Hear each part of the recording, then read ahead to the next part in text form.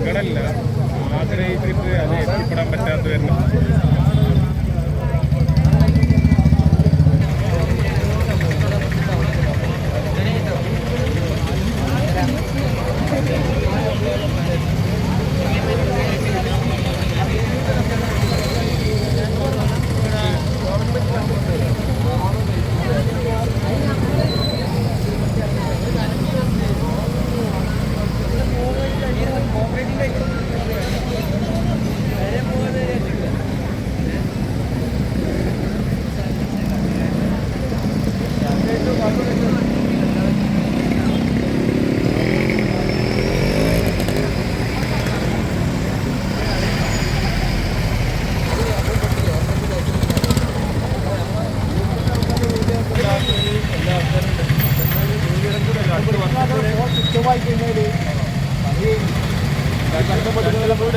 ഒരു ബോധവൽക്കരണത്തിന്റെ ഭാഗമായിട്ട് കൂടിയാണ്.